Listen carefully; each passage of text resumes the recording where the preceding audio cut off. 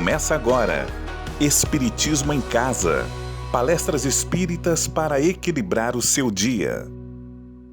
Num processo dialético, ao mesmo tempo em que respeitamos grandemente esse instrumento de trabalho, que é apenas um instrumento de trabalho, que não foi dado para nos perdermos nos descaminhos do outrora, nem para realizar uma felicidade a qualquer preço que fez com que a desagregação da família romana permitisse a invasão dos bárbaros.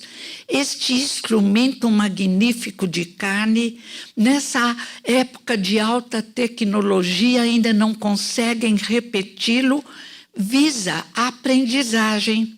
E o Espiritismo desmistifica a morte, a doença e o medo, nos ensinando, como disse Jesus, Jesus é a nossa estrela. Não vamos colocar a nossa luz em seres falíveis, em indivíduos como todos nós, ainda no primeiro degrau da tentativa de evolução no planeta Terra. Jesus nos disse: sois deuses, sois luzes, sois o sal da terra e vamos salgá-la. Mas só somos deuses e luzes quando damos as mãos na construção de um mundo melhor. Como os neurônios do cérebro do corpo físico, sozinho não somos nada. Se pegarmos apenas um neurônio, ele de nada vale. O que causa a grandeza e a importância do neurônio é o conjunto, é a equipe, é o trabalho. Mas e o problema da morte, da doença e da dor? Se conseguirmos nos compreender como caminhando através de várias encarnações, como diziam Buda, como dizia Sócrates, como os conceitos espíritas provando que são verdadeiros vêm através dos séculos, como diz hoje a parapsicologia, através de parapsicólogos não espíritas, estamos na Terra, diz a doutrina espírita, o Consolador prometido, enviado por nós, exemplificado por Jesus, para perdermos o medo e a escravidão ao corpo de carne, aos bens da terra, crianças tolas, tentando brincar apenas, ser feliz a qualquer preço, tentando a felicidade impossível de conseguir, porque a felicidade só surge, como ensinou o mestre de Nazaré, no amai ao próximo como a si mesmo. É preciso nos amarmos, é preciso nos respeitarmos, é preciso nos lembrarmos que a morte é apenas uma passagem. É preciso, é claro, sentirmos que a terra é linda, que queremos viver, mas sabendo que, como disse Sócrates, que desencarnou lindamente, todos já nascem condenados.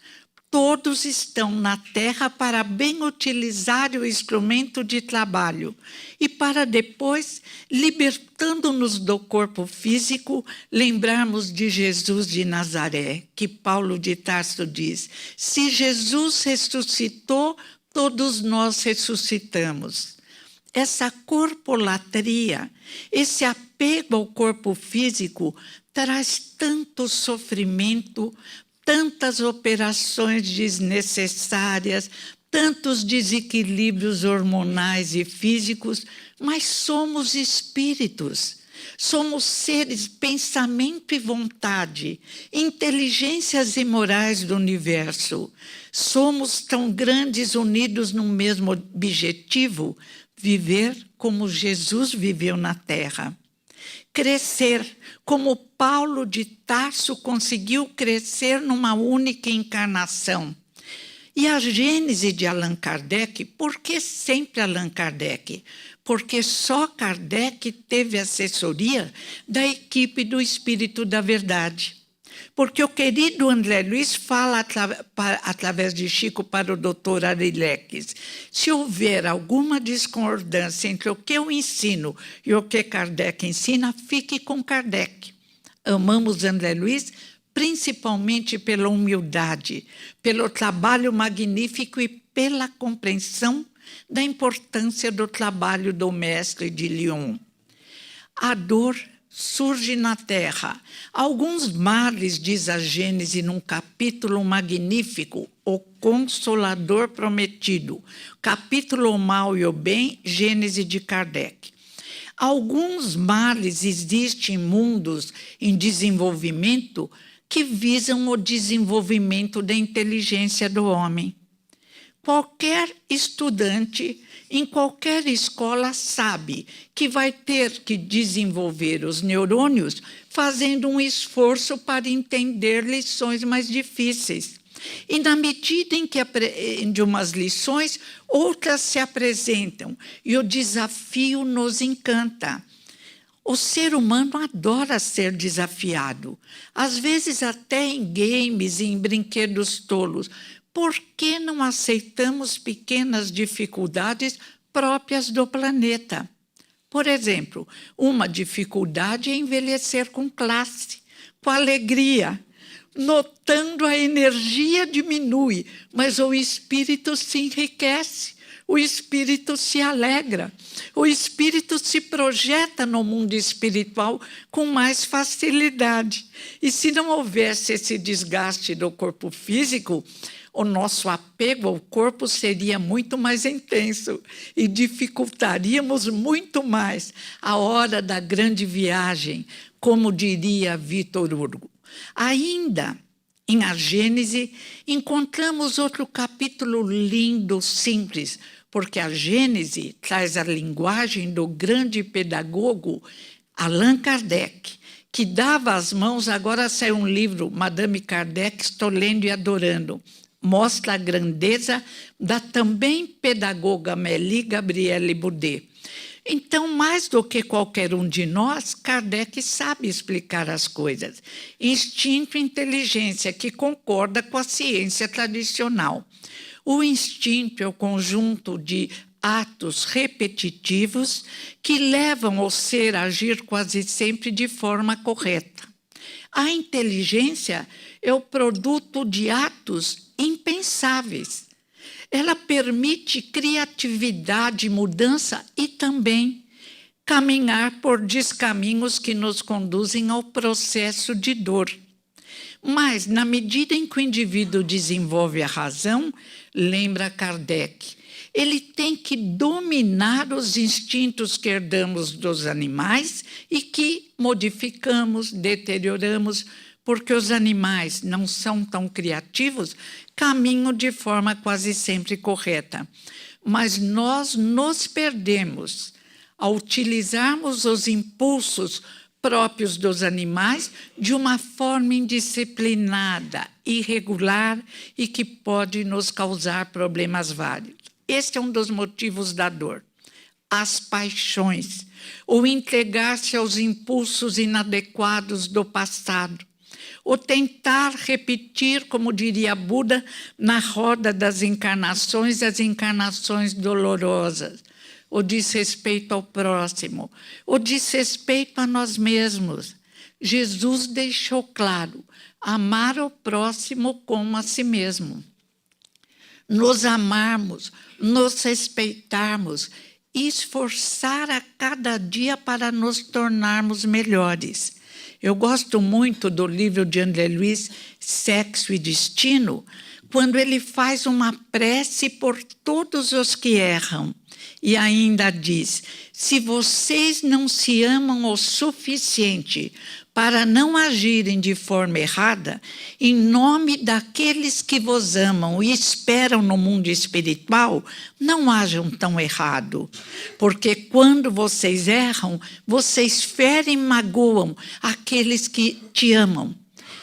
Amigos de várias encarnações, familiares, pais, mães, avós, que nos esperam, que vibram por nós. E nós mesmos ficamos felizes quando conseguimos nos modificar para melhor. Tanto quanto temos que lembrar de Jesus de Nazaré, Perdoai não 7, mas 70 vezes 7, quando cometemos pequenos erros, para não ficarmos num egocentrismo tolo de criança pequena, rodando em torno de nós mesmos. Eu errei, eu estou me culpando, eu não consigo dormir. O que é isso? Perdoai não 7, mas 70 vezes 7, mas, disse o mestre, vá e não peques mais. Porque de nada vale como criamos a ideia outrora. Errávamos, pagávamos para que orassem por nós e pronto, tornávamos a errar.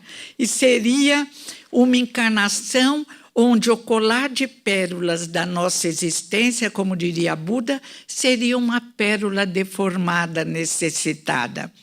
E viemos de milênios, caminhando através de tantas experiências, séculos e séculos se passaram. Agora mesmo uma experiência fabulosa. Saímos do século XX e entramos no século XXI, um pé em cada século. E ainda assim temos dificuldades em aprender a lei do amor. Outro item importante para desvendarmos o mistério do ser ante a dor e a morte. Gênese de Allan Kardec e Livro dos Espíritos, As Paixões. As paixões, diz Kardec, são importantes para impulsionar, eu estou interpretando, para impulsionar o ser a viver bem. Mas, no momento em que a razão se desenvolve, as paixões têm que ser dominadas pela razão. O indivíduo que se deixa dominar, se escravizar pelas paixões, se assemelha aos brutos. Está nas primeiras fases de desenvolvimento. E viemos dos séculos. Amigos nossos evoluíram e já estão em projeções melhores, em dimensões melhores. E nos esperam. E nos amam e vibram por nós. E nós que viemos dos milênios, Augusto dos Anjos, viemos de eras milenares, dos vírus, bactérias, protozoários, viemos num crescendo e agora está na hora, principalmente iluminados pela doutrina espírita, principalmente tendo chegado ao oásis de paz e de convite ao crescimento moral, que é a casa espírita, principalmente tendo a possibilidade de utilizarmos os recursos que o Espiritismo nos trouxe, que a casa espírita usa, o passe, a prece, as conversas, a desobsessão. O que é a desobsessão? É apenas possibilitar-nos respirar, afastando, enquanto aprendermos a orar e vigiar, pensamentos desequilibrados. Porque grandes dores criamos quando começamos a pensar de forma desequilibrada. E como nosso pensamento sempre atrai pensamento semelhante, a regra é pensar bem, pensar com alegria, aceitar as dificuldades da vida, descobrir os recursos para atenuá-las ou resolvê-las. Aceitar até, diz a querida doutora Elizabeth Kubler-Ross, pequenos problemas físicos fazem parte da nossa caminhada. E nessa aceitação, diz Elizabeth, conseguimos a conexão com as luzes do universo e nos sentimos mais fortes, mais tranquilos, mais felizes. E um problema que pareceria para os menos avisados um elefante, torna-se uma pequena mosca que conseguimos espantar colocando-a fora da janela, enviando-a para um jardim.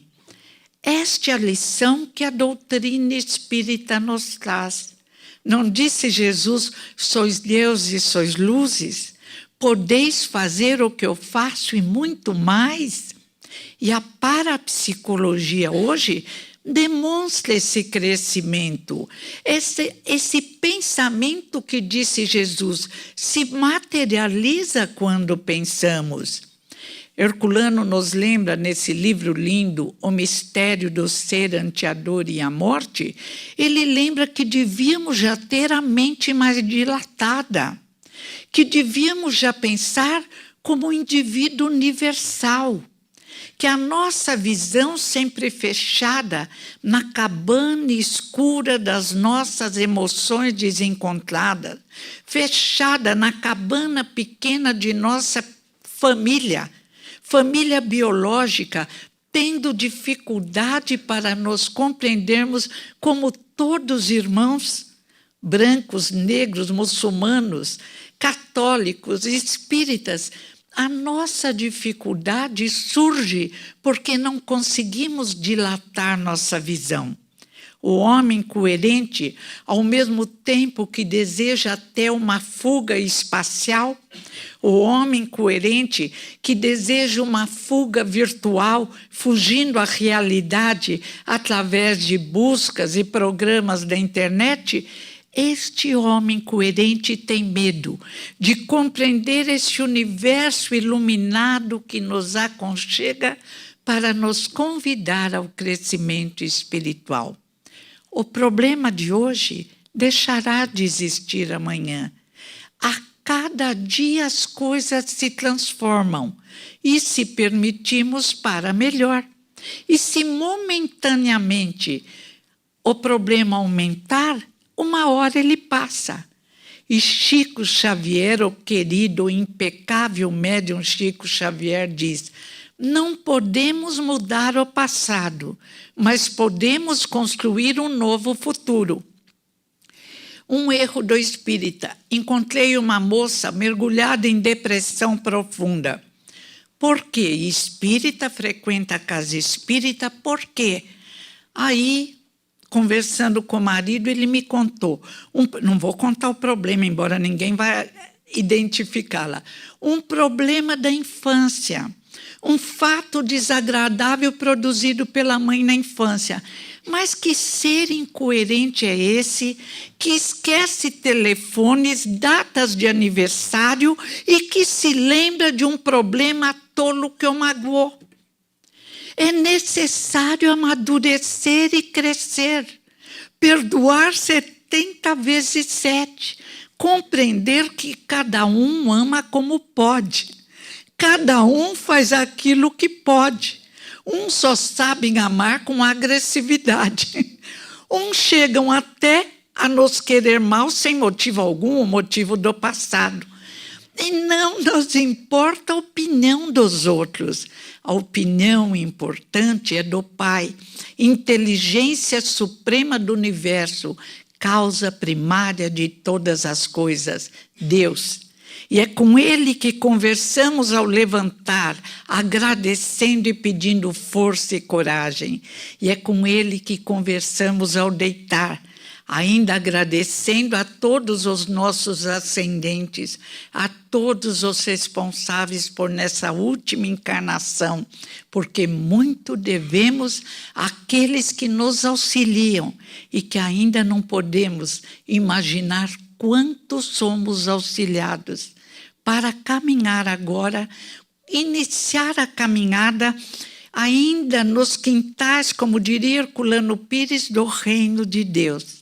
Não conseguimos ainda entrar, mas já podemos rodear o reino, melhorar a nossa performance, melhorar o nosso comportamento, porque somos deuses e luzes, e o nosso destino são as luzes do universo. As sombras não nos fazem bem, as sombras nos causam mal-estar e dor. A parapsicologia chegou ao perispírito, mas Kardec foi o pioneiro. Como foi o pioneiro nas pesquisas da morte. A doutora Elizabeth Kubler-Ross recebe 18 prêmios num trabalho belíssimo, uma mulher fantástica, uma doutora incrível que passou a vida cuidando dos mais necessitados. Vale a pena ler os livros da doutora Elizabeth. Porém, o pioneiro na apresentação da morte foi o mestre de Leon Kardec. Verdade que no tempo e no espaço, mestres enviados por Jesus tiveram um comportamento adequado perante a morte. Nos ensinaram.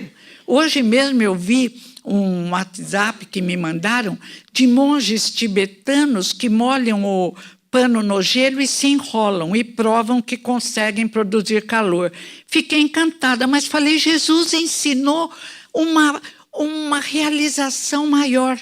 Dar o nosso tempo em favor do próximo. Esquentar o corpo do próximo com cobertores. Ação, oração. É claro que tranquilizar o espírito, orar, meditar, relaxar espiritualmente auxilia as nossas defesas orgânicas. Mas nesta hora difícil da Terra, precisamos da ação. Não podemos mais ficar mergulhados apenas em nós mesmos, porque senão vem a depressão. Não somos tão agradáveis, infelizmente. 2 horas nós conosco exige alguém que precise do nosso auxílio.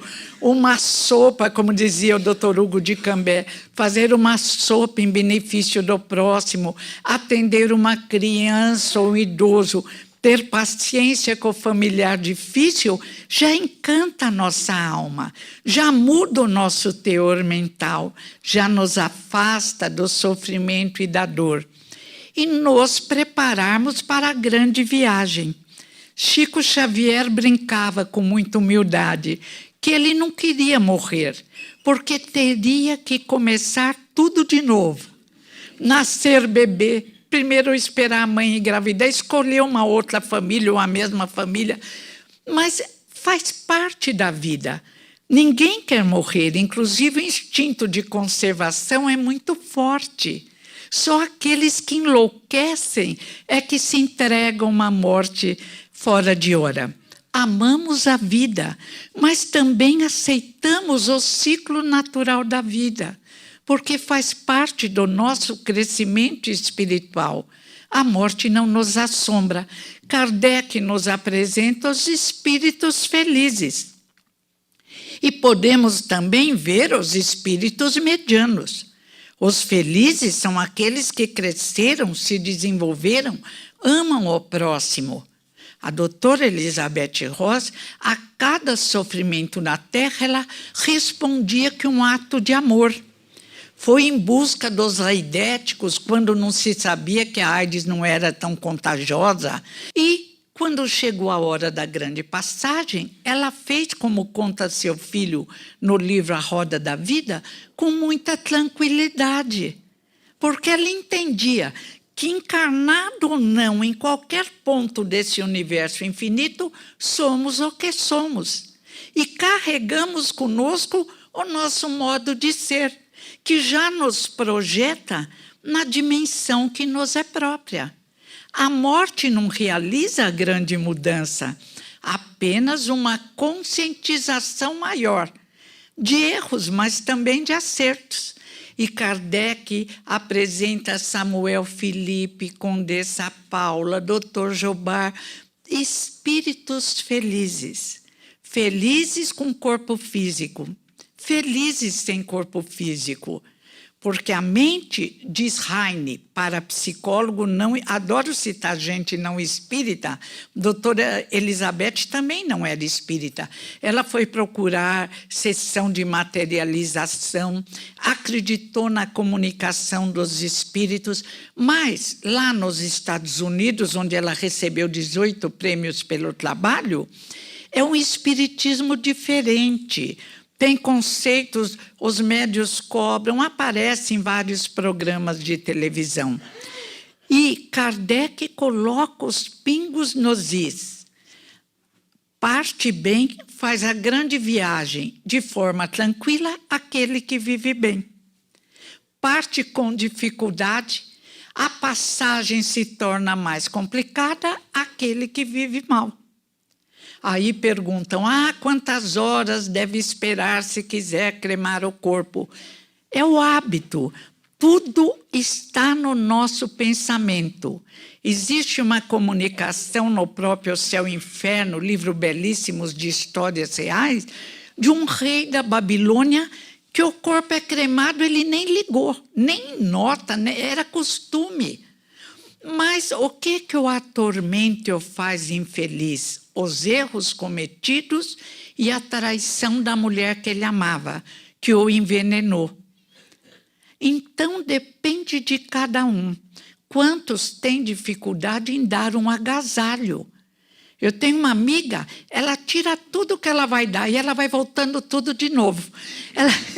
Ela diz, eu sei que estou errado, eu tenho um apego, mas eu tive uma infância difícil, eu penso, e se eu precisar? Falei, pelo amor de Deus, se você precisar, compre um novo. Hoje está tão fácil, tem até prestação, mas nunca se endividem, lápis e papel. Então, temos que fazer um treinamento para nos desapegarmos, porque a exigência para a nossa felicidade, para a nossa alegria.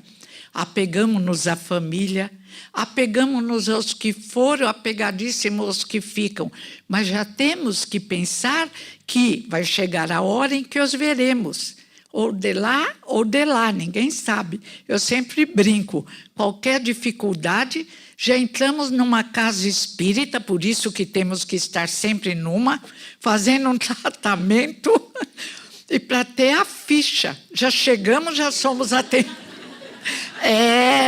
Eu quando mudei para Santana, eu falei, meu Deus, preciso uma casa perto. Aí já, mais boa, uma casa. Aí vim para a casa André Luiz, minha ficha está aqui. Desencarnei, já venho aqui, já me comunico, se possível e necessário, já somos encaminhados. Então não há o que temer, é o Consolador prometido. Nesse livro ainda, Herculano nos lembra que criamos no meio espírita um costume terrível. Criamos os capatazes de Deus. Esperamos a cada momento que os capatazes de Deus nos chicoteiem para fazerem com que evoluamos. Mas que absurdo! Não existem capatazes. Não existem espíritos bons provocando dores. O pai apresentado por Jesus de Nazaré é o pai da parábola do filho pródigo. Moisés trouxe um pai firme. Moisés trouxe a lei de talião, olho por olho, dente por dente. Mas ele deu um passo a mais, porque na época de Moisés não havia limite para a vingança. Roden, nos lembra Humberto Roden, que se alguém matasse um elemento de uma tribo, o outro da tribo vinha e dizimava aquele que havia matado um. E Moisés veio pedir, olho por olho, dente por dente. Não alargue sua vingança, diminua. Aí amadurecemos e a verdade, em toda a sua grandeza, surge com o mestre de Nazaré, porque já deveríamos ter podido entender, porque estávamos mais maduros, porque Jesus é o dirigente espiritual da Terra e vibra com as nossas conquistas espirituais. Jesus disse, não, olho por olho, dente por dente, não, perdão e amor incondicional, como Deus, nosso Pai, faz conosco. Por mais que tenhamos errado, Deus sempre nos compreende e nos ama, considerando ainda que estamos mergulhados, como diz Paulo de Tarso, no pensamento de Deus, que estamos envolvidos pela energia cósmica de um Pai tão amoroso, que se nós, pais encarnados, humanos e ainda alunos no planeta Terra, a maioria de nós ama tantos filhos e os compreende, os perdoa e conversa e entra no diálogo, vocês acham que o pai de amor utilizaria capatazes para nos castigarem? Mas então, por que tanta dor e tanto sofrimento? Herculano Pires, no livro Concepção Existencial de Deus, todo baseado, ele se diz discípulo fiel de Jesus e de Kardec, ele nos lembra que Deus não julga o ser, nem no aqui, nem no além. Ninguém julga o ser, a não ser que o ser exija. Por exemplo, no livro Libertação, magnífico de André Luiz, o ser entra num julgamento. Por quê? Porque exigiu, porque pediu, porque já pensou, como inventamos entre os egípcios, que cada um que morre é julgado. E a partir do momento em que ele exige um julgamento, ele conquista. E, infelizmente, os que estão para julgar não são espíritos bons. Só no inferno que criamos, pior que o inferno pagão, nosso inferno cristão, é que anjos de luz erguem as tampas do caldeirão fervente para ver o sofrimento dos pecadores. Não, isso não existe com anjos de luz. É o próprio ser que, quando amadurece, se julga. Incapaz de perdoar, ele entra num complexo de culpa terrível. Aquele que se desequilibrou mais não é o que agiu mais errado. Às vezes, o que agiu errado consegue 4, 5 encarnações para ver se consegue caminhar pelo amor. Mas ele mesmo, quando cansa dos seus erros, como Ciro ou Alarico, na psicografia de Chico Xavier, Em Busca da Ilusão, ele ficou tão desanimado com os erros dele. Contam 5 encarnações de Alarico. Ele errou numa, envenenou o marido da mulher que ele amava para tentar conquistá-la. Ela fugiu dele, depois no mundo espiritual ficou desequilibrada.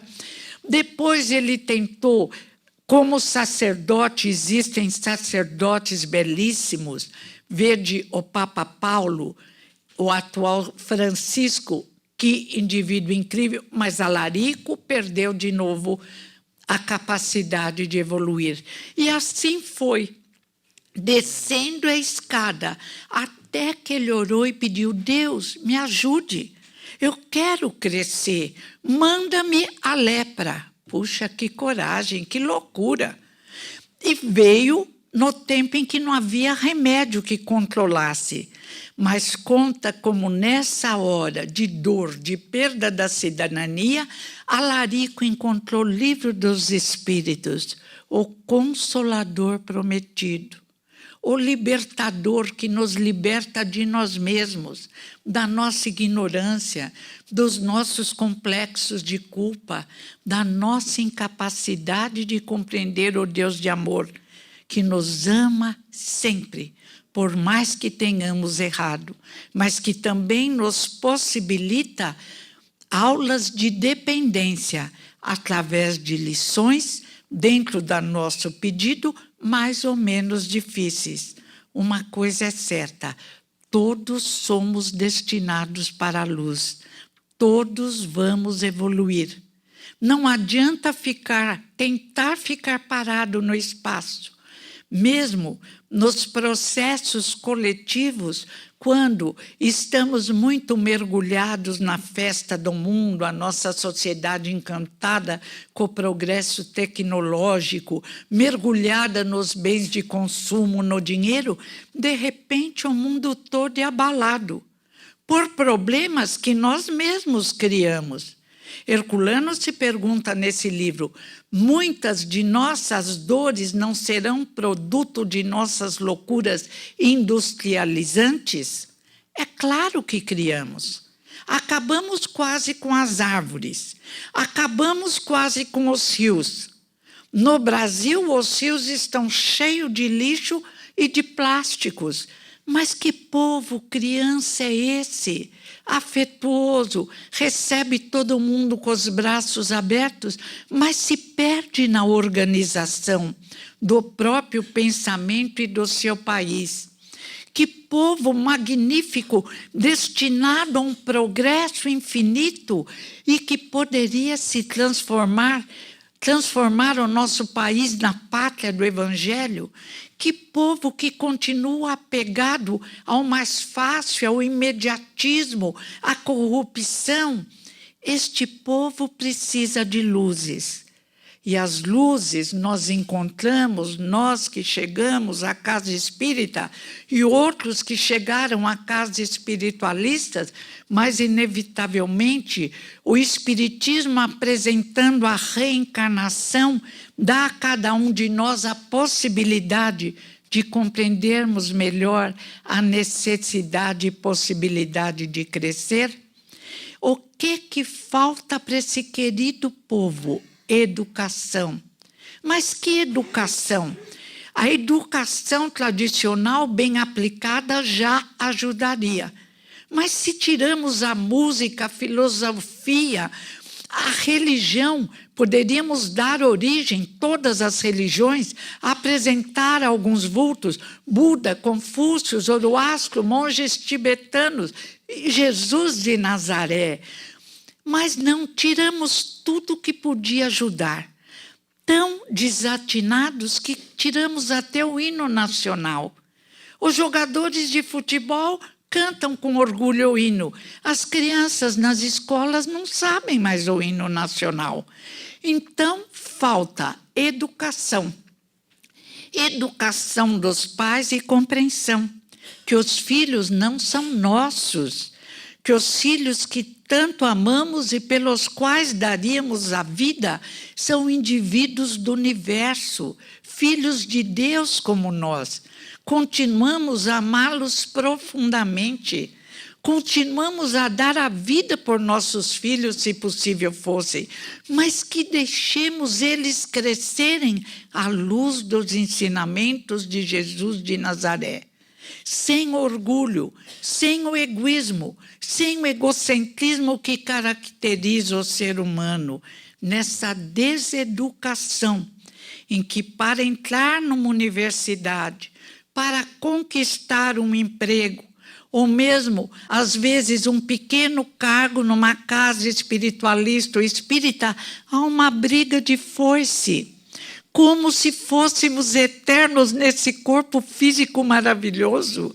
Somos imortais no corpo espiritual. E vamos nos projetar em dimensões em que os bens da terra ficaram na terra. E isso é maravilhoso, porque as várias experiências visam nos desenvolver espiritualmente. Ninguém carrega o extrato bancário. Ninguém carrega o cargo. Ninguém vai carregar a coroa. Devíamos ter aprendido que todas as coisas materiais, até esse corpo que tanto respeitamos, ficam na terra, se transformam e continuam a auxiliar no crescimento de outros indivíduos. Doutrina maravilhosa, como disse Kardec, não viemos trazer nada de novo. Os conceitos estão, desde os sacerdotes druidas, horizonte primitivo, caminham.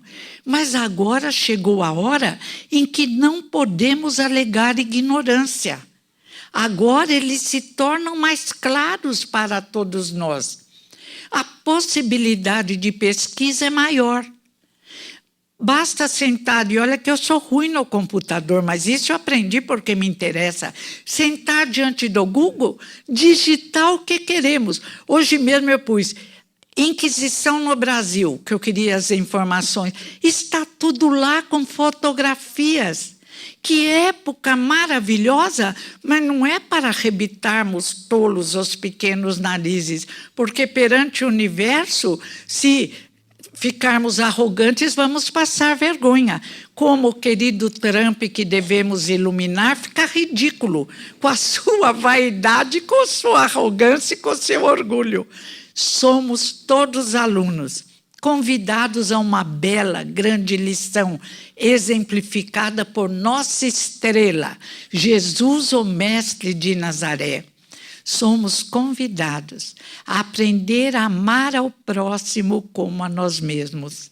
Somos convidados a extinguirmos orgulho e egoísmo. Orgulho de quê? Egoísmo por quê? Nessa vida que passa tão rápida. Às vezes, agora já chega até os 100 anos. Somos convidados a dilatar nossa visão. Agora que conseguimos chegar tecnologicamente falando, caminhamos horrores. A célula-tronco, a modificação do nosso gene, o nosso pensamento pode impedir que um gene negativo se desenvolva. Livro Cérebro que se Transforma, 5 neurocientistas, coordenados pelo Dr. Norman Dodge. O nosso pensamento cria, modifica situações, nos ilumina ou nos coloca em dimensões sombrias. A desobsessão nada mais é do que uma libertação da nossa mente com mentes extrafísicas. E toda obsessão surge por uma auto-obsessão. O primeiro pensamento desequilibrado é o nosso. Como diz a Gênese, pensamentos dissemelhantes se repelem. Se pensarmos bem, não atrairemos nenhum pensamento errado. Consequentemente, se nos esforçarmos para pensar bem, os supostos obsessores, que são apenas espíritos como nós mesmos, não se interessarão por nós. O convite é a luz, o convite é a alegria de viver, o convite é utilizar todo o tempo no planeta Terra para adquirirmos conhecimento e para aplicá-los, tornando-nos melhores e exemplificando a todos os encarnados e desencarnados que nos cercam o nosso esforço, porque em todos os instantes da nossa expressão na Terra temos testemunhas. Milhares de indivíduos nos observam, aqueles que nos conheceram no passado e que duvidam das nossas boas intenções hoje. Aqueles que nos veem no presente e, como diz o querido Kardec, às vezes invejam a nossa alegria, até que aprendem que eles também, pedindo a Deus que os auxiliem, podem entrar no caminho da bem-aventurança tão bem apresentado nas bem-aventuranças do Mestre Jesus de Nazaré. E se Jesus disse, podeis fazer o que eu faço e muito mais, se ainda nos lembrou na cura da mulher hemorrágica, que é o nosso pensamento que permite a cura, vamos aprender a utilizar nosso pensamento de forma mais proveitosa. Outro dia uma amiga minha falou, eu estou com dor de cabeça, acho que é um aneurisma. Falei, pelo amor de Deus, que é isso? Você quer criar um aneurisma? Tem gente que tem enxaqueca, para com isso. Toma aí meio comprimido, divide um comprimido, toma e isso passa. Agora, se não passa, vai no oftalmo, vai no médico. Mas a última coisa que a gente faz é ter um pensamento negativo. O convite é como diz Emile Sartre, naquela música linda, tocando em frente. Leve esse sorriso, porque já chorei demais. Em outras encarnações, e até nessa, umas choradinhas. Mas agora aprendemos que não vale enruga, choro enruga. Alegria também enruga, mas rugas lindas. E Almir ainda diz, cada um tem a capacidade de ser feliz. Vamos construir nossa felicidade. A felicidade possível no planeta Terra. A felicidade de ter amigos. A felicidade de poder ler ou de poder ouvir livros. Aqueles que estão com problema de visão, como o meu cunhado, que está exemplificando a compreensão da necessidade da paciência e da aceitação. Vamos exemplificar aos nossos filhos o nosso esforço para a extinção do orgulho e do egoísmo. Vamos aprender palavrinhas mágicas. Desculpe, eu errei. Obrigada, por favor. E vamos, como convido os Vedas, agradecer a Deus, Pai de amor e misericórdia, pela bênção da existência, pelo encontro com a doutrina espírita, pelo nascimento nesse querido Brasil, que ainda, apesar de todos os problemas, é a pátria do Evangelho. Porque em nenhum outro lugar existem tantos corações voltados e no desejo de aprender o Evangelho, a cartilha de amor de Jesus de Nazaré. E para encerrar este convite, feito por Jesus, por Kardec, por Leon Denis, por Herculano Pires, exemplificado pelo mestre de Nazaré, só ele exemplificou com tanta propriedade, vou lembrar a poesia de uma mulher que eu amo muito, de um espírito, não a conheci nessa encarnação, Maria Dolores. Senhor, quando me deres o privilégio do renascimento no berçário do mundo, ante as necessidades que apresento e aquelas que não vejo, eis, Senhor, o desejo em que dia por dia me aprofundo. Deixa-me renascer em qualquer parte, entretanto que eu possa acompanhar-te, onde constantemente continuas, trabalhando e servindo em toda parte, para ter as mãos marcadas como traz as tuas. Quanta ilusão quando me debatia, crendo que o desespero fosse prece, a rogar-te segurança e alegria, sem que eu nada fizesse. Imitava na terra o lavrador, a temer vento e lama, terra e bruma, aguardando milagres de colheita, sem plantar coisa alguma. Entretanto, Senhor, agora sei que o trabalho é divino compromisso e que, atendendo a semelhante lei, puseste ambas as mãos em nossos braços por estrela de amor e de serviço. Assim, quando efetues as esperanças em que me agasalho e estiver na terra entre os homens, meus irmãos, que eu me esqueça em trabalho e me lembre das mãos. Não me des tempo para lastimar-me, que eu veja tão somente a luz com que me acenas. Dá que eu seja contigo onde estiveres uma réstia de paz, que eu seja alguém sem destino e sem nome, que se ouvide no bem.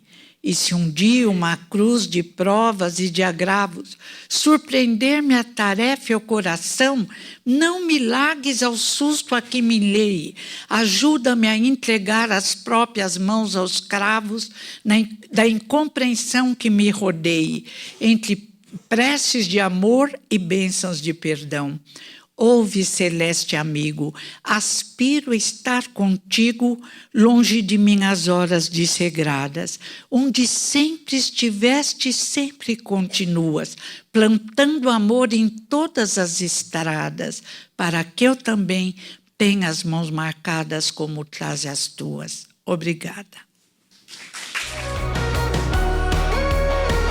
Você acompanhou Espiritismo em Casa.